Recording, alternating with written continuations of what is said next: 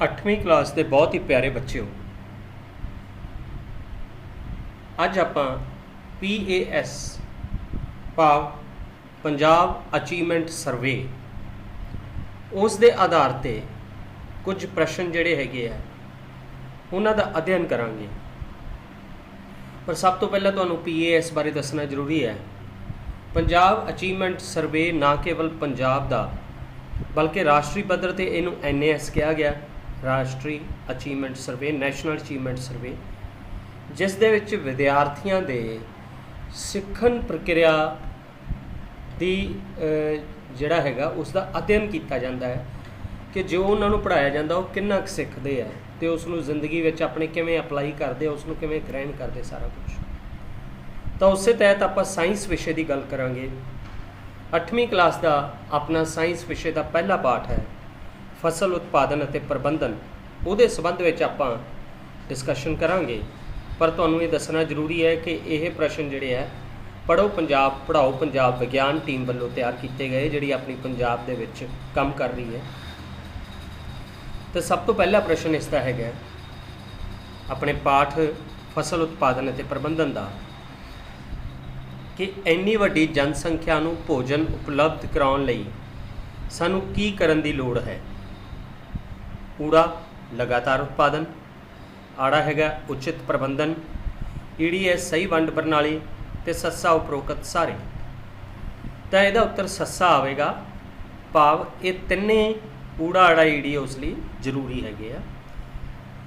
ਇਹ PAS ਦੇ ਪ੍ਰਸ਼ਨਾਂ ਬਾਰੇ ਤੁਹਾਨੂੰ ਹੋਰ ਵੀ ਕੁਝ ਦੱਸਣਾ ਚਾਹੁੰਦਾ ਹੈ ਕਿ ਇਹ ਪ੍ਰਸ਼ਨ ਤੁਹਾਨੂੰ ਇੱਕ ਪ੍ਰਸ਼ਨ ਦਿੱਤਾ ਹੋਵੇਗਾ ਅਤੇ ਉਹਦੇ 4 ਸੰਭਾਵਿਤ ਉੱਤਰ ਹੋਣਗੇ ਅਤੇ ਉਹਨਾਂ 'ਚੋਂ ਤੁਸੀਂ ਇੱਕ ਸਹੀ ਉੱਤਰ ਚੁਣਨਾ ਹੋਵੇਗਾ ਅਤੇ ਉਸ 'ਤੇ ਨਿਸ਼ਾਨੀ ਲਗਾਉਣੀ ਹੋਵੇਗੀ, ਟਿਕ ਲਗਾਉਣੀ ਹੋਵੇਗੀ, ਜਾਂ ਤੁਹਾਨੂੰ ਗੋਲਾ ਮਾਰਕ ਜਿਹੜੇ ਦਿੱਤੇ ਹੋਣਗੇ ਉਹਦੇ ਵਿੱਚੋਂ ਭਰਨੇ ਹੋਣਗੇ।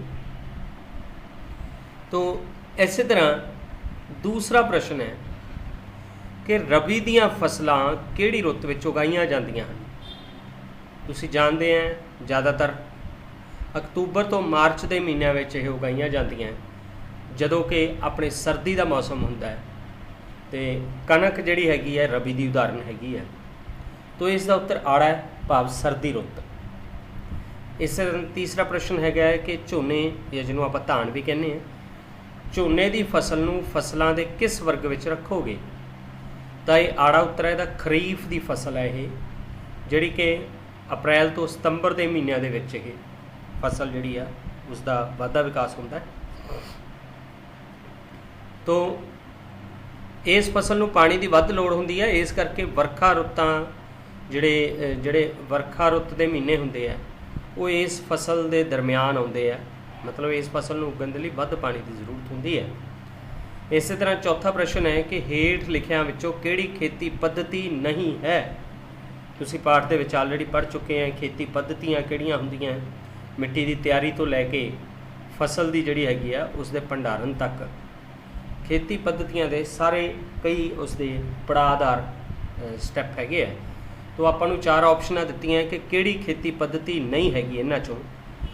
ਇਸ ਵਿੱਚ ਆਪਣੇ ਕੋਲ 4 ਆਪਸ਼ਨਾਂ ਕਿਹੜੀਆਂ, ਬੀਜ ਬੀਜਣਾ, ਆੜਾ ਹੈਗੀ ਸਿੰਚਾਈ, ਈੜੀ ਭੰਡਾਰਨ ਹੈ, ਸੱਸਾ ਹੈਗਾ ਢੋਆ ਢੁਆਈ। ਤੋ ਇਸ ਦੇ ਵਿੱਚ ਢੋਆ ਢੁਆਈ ਜਿਹੜੀ ਹੈਗੀ ਆ ਉਹ ਖੇਤੀ ਪੱਧਤੀ ਦਾ ਹਿੱਸਾ ਨਹੀਂ ਹੈਗਾ।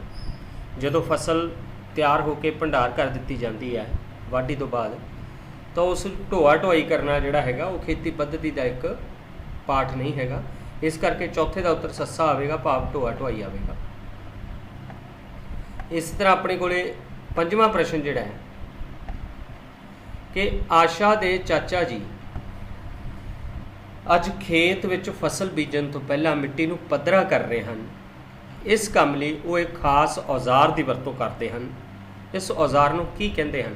ਬੱਚਿਓ, ਤੁਸੀਂ ਖੇਤੀਬਾੜੀ ਨਾਲ ਜ਼ਿਆਦਾ ਨੇੜੇ ਤੋਂ ਵਿਚਰ ਰਹੇ ਹੋ ਕਿਉਂਕਿ ਪਿੰਡਾਂ ਵਿੱਚ ਰਹਿੰਦੇ ਆ, ਤਾਂ ਤੁਹਾਨੂੰ ਇਸ ਔਜ਼ਾਰ ਦਾ ਨਾਮ ਪਤਾ ਹੀ ਹੋਵੇਗਾ, ਸੁਹਾਗਾ, ਜਿਹੜਾ ਕਿ ਆਮ ਤੌਰ 'ਤੇ ਖੇਤ ਦੀ ਮਿੱਟੀ ਨੂੰ ਪੱਧਰ ਕਰਨ ਲਈ ਵਰਤਿਆ ਜਾਂਦਾ ਹੈ। ਇਸ ਲਈ ਇਹਦਾ ਉੱਤਰ ਊੜਾ ਹੈ, ਸੁਹਾਗਾ। ਅਗਲਾ ਪ੍ਰਸ਼ਨ ਹੈ ਕਿ 6ਵਾਂ ਪ੍ਰਸ਼ਨ ਆਪਣਾ, ਕੱਟੀ ਹੋਈ ਫਸਲ ਵਿੱਚੋਂ ਦਾਣਿਆਂ ਨੂੰ ਵੱਖ ਕਰਨ ਦੀ ਵਿਧੀ ਨੂੰ ਕੀ ਕਿਹਾ ਜਾਂਦਾ ਹੈ। ਆਪਣੇ ਕੋਲੇ 4 ਸੰਭਾਵਿਤ ਉੱਤਰ ਕਿਹੜੇ ਕਿਹੜੇ ਆ, ਗਹਾਈ, ਸਿੰਚਾਈ, ਵਾਢੀ ਅਤੇ ਬਿਜਾਈ। ਦਾਣਿਆਂ ਨੂੰ ਵੱਖ ਕਰਨ ਦੀ ਵਿਧੀ ਨੂੰ ਗਹਾਈ ਕਹਿੰਦੇ ਆ, ਇਸ ਕਰਕੇ ਆਪਣਾ ਉੱਤਰ ਆਵੇਗਾ ਊੜਾ, ਭਾਵ ਗਹਾਈ। 7वां प्रश्न है कि हरमन ने खेत में हल वाहन समय देखा कि मिट्टी बहुत खुश्क सी, तो तुहाडे अनुसार पहला उसनूं की करन दी लोड़ सी? देसी खाद पाउण दी, ताकतवर हल दी, पानी लगाउण दी कि नदीन हटाउण दी? तो इसदा उत्तर ईड़ी है। भाव जे मिट्टी खुश्क सी तो उन्होंने आपां पानी ही लगावांगे पहला, क्योंकि उहदे च पानी की कमी है, क्योंकि उस पानी दे विचों ही कई तरह के पोषक तत्व फल नूं मिलने हैगे, अपने फसल नूं मिलने हैगे। अगला प्रश्न जिहड़ा 8वां हैगा कि सलीम दी माता जी ने कुछ बीज एक बर्तन विच पा के उपरों पानी पा दिता, कुछ देर बाद सारे बीज पानी उपर तैरन लग पे, इसका की कारण हो सकता है? अपने ऑप्शनां किहड़ियां-किहड़ियां हैगियां? 4 संभावित उत्तर किहड़े-किहड़े है? बीज खराब हन, बीज सेहतमंद हन, कुछ कह नहीं सकते। तो इहदे विच जिहड़ा अपना उत्तर आवेगा वो आवेगा बीज खराब हन, ऊड़ा। बीज खराब भाव जदों कोई कीड़े मकौड़े बीज का अंदरला हिस्सा खा जाते हैं तो बीज अंदरों खोखला हो जाता है, उसका जिहड़ा पुंगरन वाला हिस्सा है जो उसनूं खुराक चाहिए सी वो उसकी बीज में खत्म हो जाती है, बीज का भार घट जाता है, इस करके बीज जिहड़े आ पानी के उत्ते तैरना शुरू कर देंगे आ। तो इसका उत्तर अपना ऊड़ा है, भाव बीज खराब हैं। इस तरह अपने को जिहड़ा हुण 9वां प्रश्न है कि मिट्टी नूं उलटाउण पुलटाउण अते पोला करन दी प्रक्रिया नूं की कहंदे हन? उलटाउणा पलटाउणा अते पोला करना, तो ये हैगी है इस प्रक्रिया नूं आपां सिंचाई, गहाई, हल वाहणा या गोडी, इन्हां चारों चों की कहांगे इसनूं आपां? तां इहदा उत्तर आवेगा ईड़ी, जिसनूं आपां कहने हल वाहणा। तो 10वां प्रश्न है कि अजिहा यंत्र जो नदीन हटाउण अते मिट्टी नूं पोला करन लई वरतिया जांदा है उसनूं की कहंदे हन? तां अपने कोले इहदे ऑप्शनां हैगियां ऊड़ा जिहड़ा इस कराहा, आड़ा सुहागा, ईड़ी बीज ड्रिल, सस्सा करंडी। तो इसका उत्तर आवेगा अपने कोले संभावित उत्तर उन्हां विचों जिहड़ा सही है सस्सा करंडी। तो इस तरह 11वां प्रश्न है अपने कोले कि कुलविंदर कौर ने अपने माता जी नूं कणक नाल भरे धात के ड्रम विच निंब के सुक्के पत्ते पाउंदे देखिया, कुलविंदर कौर की माता जी ने अजिहा क्यों किया? अपने कोले 4 संभावित उत्तर है।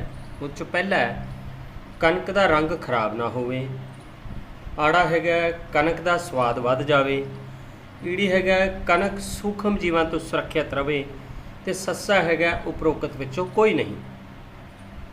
तो इसका जिहड़ा सही उत्तर है वह हैगा ईड़ी, कि कणक जिहड़ी है सूखम जीवां तो सुरक्षित रहे, क्योंकि निम एक कुदरती दवाई है, एक कुदरती प्रतिजैविक हैगी है जिहड़ी कि बहुत सारे सूखम जीवां नूं नष्ट कर दिंदी है। इस करके निंब के जिहड़े सुक्के पत्ते पाए जाते हैं कणक दे विच, कि कणक दे विच किसी तरह के कोई सूखम जीव कोई क्रिया ना करते जिहदे नाल कणक जिहड़ी है खराब ना हो जाए। इस तरह 12वां प्रश्न है कि खेतीबाड़ी माहर ने साडे पिंड के किसान नूं अपने खेत विच फलीदार फसल उगाउण की सलाह दी तां जो मिट्टी विच किसी खास तत्त की पूर्ति हो सके। ये खास तत्त किहड़ा है? तो ये खास तत्त जिहड़ा हैगा फलीदार पौद्यां नाल जिहड़ा फसल नूं मिलदा है वो हैगा नाइट्रोजन।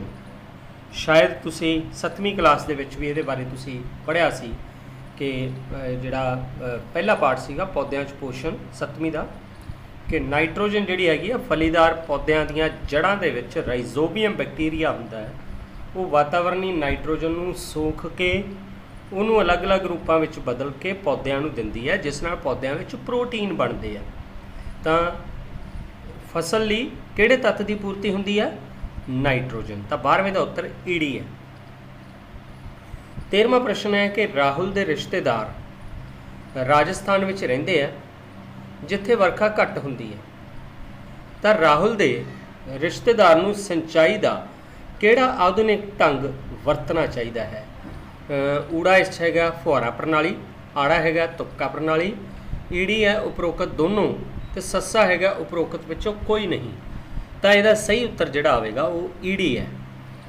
ਫੁਹਾਰਾ ਪ੍ਰਣਾਲੀ ਵੀ ਤੇ ਤੁਪਕਾ ਪ੍ਰਣਾਲੀ ਵੀ, ਕਿਉਂਕਿ ਦੋਨੇ ਪ੍ਰਣਾਲੀਆਂ ਦੇ ਵਿੱਚ ਪਾਣੀ ਦੀ ਘੱਟ ਵਰਤੋਂ ਹੁੰਦੀ ਹੈ, ਤਾਂ ਲੰਮੇ ਸਮੇਂ ਲਈ ਪਾਣੀ ਵਰਤਿਆ ਜਾ ਸਕਦਾ ਹੈਗਾ ਜੇ ਫੁਹਾਰਾ ਪ੍ਰਣਾਲੀ ਤੇ ਤੁਪਕਾ ਪ੍ਰਣਾਲੀ ਆਪਾਂ ਵਰਤਾਂਗੇ।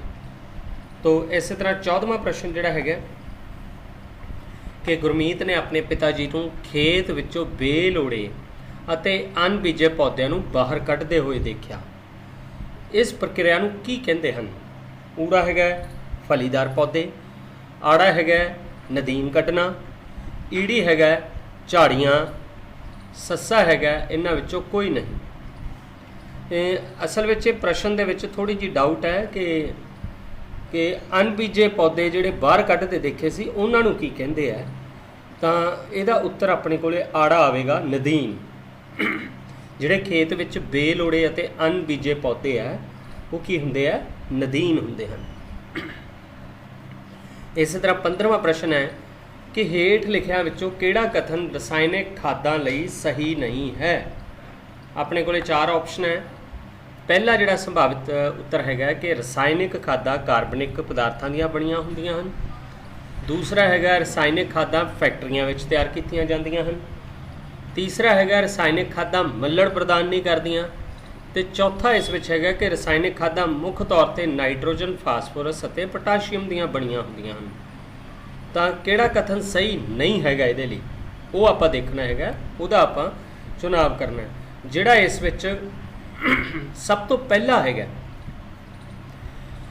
ਭਾਵ ਰਸਾਇਣਿਕ ਖਾਦਾਂ ਕਾਰਬਨਿਕ ਪਦਾਰਥਾਂ ਦੀਆਂ ਬਣੀਆਂ ਹੁੰਦੀਆਂ ਹਨ, ਇਹ ਗਲਤ ਹੈ, ਮਤਲਬ ਇਹ ਸਹੀ ਨਹੀਂ ਹੈ।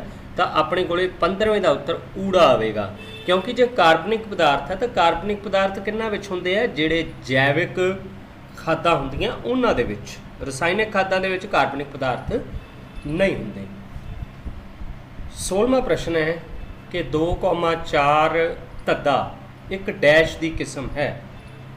ਇਹ ਬੱਚਿਓ ਇਹਦਾ ਉੱਤਰ ਆਪਣੇ ਕੋਲੇ 4 ਆਪਸ਼ਨ ਹੈ ਜਿਹੜੀਆਂ, ਉਸ 'ਚ ਇੱਕ ਨਦੀਨ ਨਾਸ਼ਕ ਹੈ, ਇੱਕ ਦੇਸੀ ਖਾਦ ਹੈ, ਇੱਕ ਕੀਟਨਾਸ਼ਕ ਹੈ ਤੇ ਰਸਾਇਣਿਕ ਖਾਦ ਹੈ। ਤਾਂ ਇਹਦਾ ਜਿਹੜਾ ਉੱਤਰ ਆਪਣੇ ਕੋਲੇ ਆਵੇਗਾ ਉਹ ਆਵੇਗਾ ਨਦੀਨ ਨਾਸ਼ਕ। ਜਿਹੜਾ ਆਪਣੇ ਕੋਲੇ 2,4 ਧੱਦਾ ਜਿਹੜੀ ਹੈ ਇਹ ਇੱਕ ਨਦੀਨ, ਇਸ ਨਦੀਨ ਨਾਸ਼ਕ ਨੂੰ ਨਦੀਨਾਂ ਦੇ ਉੱਪਰ ਛਿੜਕਾਅ ਕਰਕੇ ਵਰਤਿਆ ਜਾਂਦਾ, ਪਰ ਉਹ ਛਿੜਕਾਅ ਕਰਨ ਵੇਲੇ ਧਿਆਨ ਰੱਖਿਆ ਜਾਂਦਾ ਕਿ ਨਦੀਨ ਨਾਸ਼ਕ ਜਿਹੜਾ ਪਾਣੀ ਵਿੱਚ ਘੋਲ ਕੇ ਉਸ ਦੀ ਕੁਛ ਮਾਤਰਾ ਫੇਰ ਹੀ ਛਿੜਕਾਇਆ ਜਾਂਦਾ, ਅਦਰਵਾਈਜ਼ ਇਹ ਬਹੁਤ ਜ਼ਹਿਰੀਲੇ ਹੁੰਦੇ ਆ ਪਦਾਰਥ, ਤਾਂ ਇਹਦੀ ਧਿਆਨ ਨਾਲ ਵਰਤੋਂ ਕਰਨੀ ਚਾਹੀਦੀ ਹੈ। 17ਵਾਂ ਪ੍ਰਸ਼ਨ ਆਪਣੇ ਕੋਲੇ ਜਿਹੜਾ ਹੈਗਾ ਕਿ ਬੀਜ ਦਾ ਪੁੰਗਰਨਾ ਸਿੰਚਾਈ ਦੀ ਕੀ ਮਹੱਤਤਾ ਹੈਗੀ ਆਪਣੇ ਕੋਲੇ? ਤਾਂ ਆਪਣੇ ਕੋਲੇ 4 ਜਿਹੜੇ ਸੰਭਾਵਿਤ ਉੱਤਰ ਹੈ। ਬੀਜ ਦਾ ਪੁੰਗਰਨਾ ਸੰਭਵ ਕਰਨਾ, ਆੜਾ ਹੈਗਾ ਪਾਣੀ ਵਿੱਚ ਘੁਲੇ ਪੋਸ਼ਕ ਤੱਤਾਂ ਨੂੰ ਪੌਦੇ ਦੇ ਹਰੇਕ ਅੰਗ ਤੱਕ ਪਹੁੰਚਾਉਣਾ, ਈੜੀ ਹੈਗਾ ਫਸਲ ਨੂੰ ਠੰਡੀਆਂ ਅਤੇ ਗਰਮ ਹਵਾਵਾਂ ਸਮੇਂ ਬਚਾ ਕੇ ਰੱਖਣਾ, ਸੱਸਾ ਹੈਗਾ ਉਪਰੋਕਤ ਸਾਰੇ। ਤਾਂ ਇਹਦਾ ਉੱਤਰ ਸੱਸਾ ਆਵੇਗਾ, ਭਾਵ ਉਪਰੋਕਤ ਸਾਰੇ। ਸਿੰਚਾਈ ਜਿਹੜੀ ਹੈਗੀ ਹੈ ਉਹ ਬੀਜ ਦਾ ਪੁੰਗਰਨਾ ਵੀ ਸੰਭਵ ਕਰਦੀ ਹੈ, ਤੇ ਪਾਣੀ ਵਿੱਚ ਜਿਹੜੇ ਘੁਲੇ ਪੋਸ਼ਕ ਤੱਤ ਹੈਗੇ ਆ ਪੌਦੇ ਦੇ ਹਰੇਕ ਅੰਗ ਤੱਕ ਪਾਣੀ ਰਾਹੀਂ ਹੀ ਜਾਂਦੇ ਆ। ਤੇ ਇੱਕ ਜਿਹੜਾ ਪਾਣੀ ਜਦੋਂ ਫਸਲ ਦੇ ਵਿੱਚ ਪਾਇਆ ਹੁੰਦਾ ਹੈ ਤਾਂ ਉਹਦੇ ਆਸ-ਪਾਸ ਦੀਆਂ ਜਿਹੜੀਆਂ ਹਵਾਵਾਂ ਹੁੰਦੀਆਂ ਉਹ ਵੀ ਠੰਡੀਆਂ ਹੋ ਜਾਂਦੀਆਂ। ਤੇ ਜੇ ਪਾਣੀ ਨਾ ਹੋਵੇ ਤਾਂ ਖੜੀ ਫਸਲ ਨੂੰ ਜਦੋਂ ਗਰਮ ਹਵਾ ਮਿਲੇਗੀ ਤਾਂ ਉਹ ਖੜੀ ਫਸਲ ਜਿਹੜੀ ਆ ਉਹ ਖਰਾਬ ਹੋ ਸਕਦੀ ਹੈ। ਤਾਂ ਪਾਣੀ ਇੱਕ ਠੰਡਕ ਵੀ ਦਿੰਦਾ ਹੈਗਾ ਫਸਲ ਨੂੰ। ਤਾਂ ਸਿੰਚਾਈ ਦੀ ਇਹ ਮਹੱਤਤਾ, ਸਿੰਚਾਈ ਦਾ ਭਾਵ ਹੈ ਫਸਲ ਨੂੰ ਪਾਣੀ ਦੇਣਾ। 18ਵਾਂ ਪ੍ਰਸ਼ਨ ਆਪਣੇ ਕੋਲੇ ਹੈਗਾ ਕਿ ਮਿੱਟੀ ਦੀ ਉਪਜਾਊ ਸ਼ਕਤੀ ਕੁਦਰਤੀ ਤੌਰ ਤੇ ਬਣਾਈ ਰੱਖਣ ਲਈ ਕਿਹੜਾ ਤਰੀਕਾ ਜ਼ਿਆਦਾ ਕਾਰਗਰ ਹੋ ਸਕਦਾ ਹੈ? ਇਹਦੇ 'ਚੋਂ ਊੜਾ ਹੈਗਾ ਰਸਾਇਣਿਕ ਖਾਦਾਂ ਦਾ ਉਪਯੋਗ, ਆੜਾ ਹੈਗਾ ਫਸਲੀ ਚੱਕਰ, ਈੜੀ ਹੈਗਾ ਤੁਪਕਾ ਪ੍ਰਣਾਲੀ ਰਾਹੀਂ ਸਿੰਚਾਈ, ਸੱਸਾ ਹੈਗਾ ਉਪਰੋਕਤ ਵਿੱਚੋਂ ਕੋਈ ਨਹੀਂ। ਤਾਂ ਇਹਦੇ 'ਚ ਜਿਹੜਾ ਸਾਰਿਆਂ ਤੋਂ ਢੁਕਵਾਂ ਉੱਤਰ ਹੈਗਾ ਉਹ ਹੈਗਾ ਫਸਲੀ ਚੱਕਰ। ਫਸਲੀ ਚੱਕਰ ਤੋਂ ਭਾਵ ਹੈ ਵੀ 6 ਮਹੀਨੇ ਲਈ ਹੋਰ ਫਸਲ ਤੇ ਅਗਲੇ 6 ਮਹੀਨੇ ਲਈ ਹੋਰ ਫਸਲ ਉਗਾਉਣੀ। ਤਾਂ ਇਸੇ ਤਰ੍ਹਾਂ ਜਿਹੜਾ ਉਹਨਾਂ ਦੇ ਦਰਮਿਆਨ ਸਮਾਂ ਹੁੰਦਾ ਹੈਗਾ ਮਹੀਨੇ ਡੇਢ ਮਹੀਨੇ ਦਾ, ਉਸ ਦੇ ਵੇਲੇ ਵੀ ਕੋਈ ਹੋਰ ਫਸਲਾਂ ਉਗਾ ਲਈਆਂ ਜਾਂਦੀਆਂ, ਭਾਵ ਫਸਲ ਚੱਕਰ ਇੱਕੋ ਖੇਤ ਦੇ ਵਿੱਚ ਸਾਲ ਦੇ ਅਲੱਗ-ਅਲੱਗ ਮਹੀਨਿਆਂ ਦੇ ਵਿੱਚ ਅਲੱਗ-ਅਲੱਗ ਤਰ੍ਹਾਂ ਦੀ ਫਸਲ ਉਗਾਉਣਾ, ਉਹ ਫਸਲੀ ਚੱਕਰ। ਤਾਂ ਇਹਦੇ ਲਈ 18ਵੇਂ ਦਾ ਉੱਤਰ ਆੜਾ ਹੈ, ਭਾਵ ਫਸਲੀ ਚੱਕਰ। ਇਸੇ ਤਰ੍ਹਾਂ 19वां प्रश्न है, रसायनिक खादां की ज़्यादा वरतों नाल की हुंदा है? फसल की ज़्यादा पैदावार हुंदी है, ऊड़ा। आड़ा कहता है कि मिट्टी की उपजाऊ शक्ति में घाटा हुंदा है। ईड़ी कहता है भी पानी का प्रदूषण हुंदा है। तो सस्सा कहता है कि दूजा ते तीजा, भाव आड़ा ते ईड़ी दोने। तो 19वें का जिहड़ा सही उत्तर है वो सस्सा है, भाव आड़ा ते ईड़ी दोने। मतलब मिट्टी की उपजाऊ शक्ति भी घटदी है तो पानी का प्रदूषण भी हुंदा है जे आपां रसायनिक खादां की ज़्यादा वरतों करांगे। तो जिहड़ा अपना इसका अखीरला प्रश्न है इस पाठ का 20वां, कि हेठ लिखे पदार्थों विचों किस विच विशेष पोषक तत्त ज़्यादा मात्रा विच हुंदे हैं? विशेष पोषक तत्त जिहड़े खास तौर पर पौदिਆਂ ਨੂੰ ਦਿੱਤੇ ਜਾਂਦੇ हैं, ਜਿਹੜੇ ना तो देसी खाद च मिलते हैं ना वर्मी कंपोस्ट च मिलते हैं और रसायनिक खादों में मिलते हैं। तो अपने को ਜਿਹੜੀਆਂ 4 ऑप्शन हैगियां इस दियां, ऊड़ा देसी खाद, आड़ा वर्मी कंपोस्ट, ईड़ी रसायनिक खाद, सस्सा उपरोक्त सारे। तो इसका सही उत्तर जोड़ा है ईड़ी है, भाव रसायनिक खादां ਜਿਹੜੀਆਂ हैगियां वो विशेष पोषक तत्त ज़्यादा मात्रा में दिंदियां हैगियां फसलों। तो ये अपना जोड़ा पहला पाठ सीगा जोड़ा अपना 8वीं क्लास का, जिसका नाम सीगा फसल उत्पादन अते प्रबंधन। मैनूं उम्मीद है भी तुसीं इस नूं ध्यान नाल सुनिया होवेगा ते जे तुहानूं ये प्रश्न पेपर में आते हैं तो तुसीं इस नूं हल करन दे योग होवोगे। बच्चों जे एक बारी सुनन नाल तुहानूं ये नहीं समझ आया तो तुसीं ये लैक्चर दोबारा भी सुन सकते हो। दोबारा सुन के भी इस नूं होर तुसीं अपने लिए वधिया कर सकते हो कि तुहानूं ये प्रश्न चंगी तरह याद हो जाएंगे। ये वो प्रश्न है जिन्हां नाल तुसीं पूरे पंजाब पद्धर ते अपनी जिहड़ी सिੱਖਣ प्रक्रिया का सही प्रदर्शन करना है, इसलिए इन्हां नूं सुनना बहुत जरूरी है। धन्यवाद।